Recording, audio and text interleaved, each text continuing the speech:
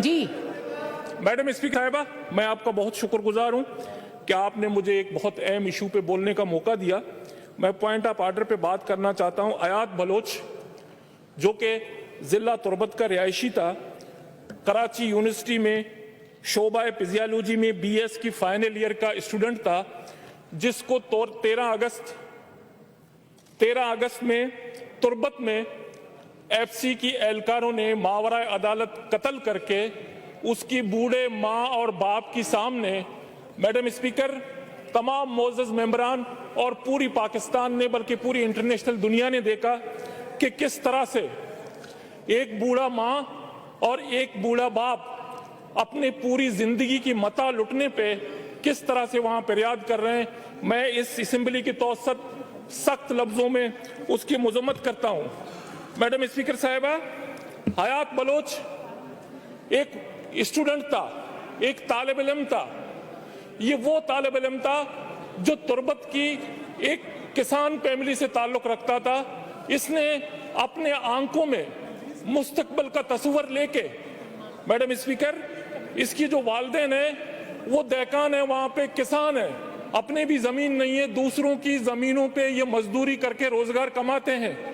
बहुत मुश्किल हालात में इन्होंने अपने बच्चे को कराची यूनिवर्सिटी में तालीम हासिल करने के लिए भेजा।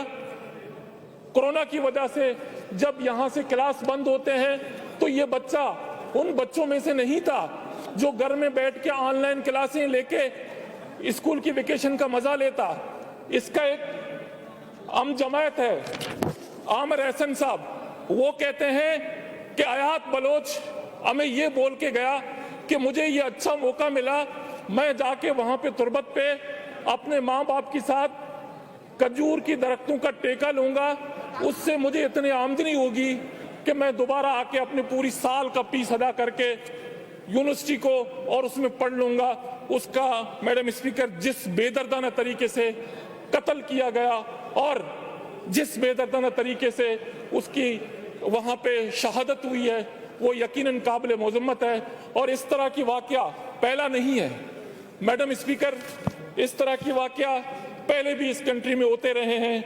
जैसे कि 8 जून की शाम कराची शहर में एक नौजवान, 22 साल नौजवान शिराज शाह, जिसकी पूरी चैनल ने दिखा भी दिया था, अगर उस वक्त हम सब बैक वक्त आवाज उठाते और कानून साजी करते तो इस तरह की मावरा अदालत कत्ल केस नहीं होते। मैडम स्पीकर साहिबा, याद होगा आप लोगों को कि एफडब्ल्यू, आप उनको तफसील बताने दें। एफडब्ल्यू के एहलकारों ने लिंक रोड पे 3 ट्रक ड्राइवरान को इसी तरह से कत्ल कर दिया। अगर उस वक्त हम आवाज तवाना उठाते तो आज अयात बलोच का वाकया नहीं होता। मैडम स्पीकर साहिबा, इसी तरह से 19 जनवरी 2019 को जो साहिवाल पेश आया, जिस तरह से वहां मासूम जानों की कत्ल हुई है, अगर उस पे हम आवाज उठाते तो आज अयात बलोच का वाकया पेश नहीं आता। तो इसलिए मैं जरूरी समझता हूं कि इस तरह की वाकयात से पाकिस्तान की सालमियत को नुकसान पहुंचता है, पाकिस्तान की वहदत को नुकसान पहुंचता है। और मैं इस तरह की वाकयातों को पाकिस्तान के खिलाफ एक साजिश समझता हूं। इस असेंबली की फ्लोर की तवज्जुह से मैं ये यहाँ मुतालबा करता हूं कि अयात बलोच की कातलों को फराकरार वाकयात सजा दी जाए। उस बूढ़े वालिदैन, उसकी माँ और बाप की जिंदगी की जमा पूंजी तो लुट गई, लेकिन अगर इस पे करार वाकया सजा दी जाए तो कोई और आयात इस तरह से कत्ल ना हो इस मुल्क में और किसी के साथ ज्यादती ना हो। बहुत बहुत शुक्रिया। जी।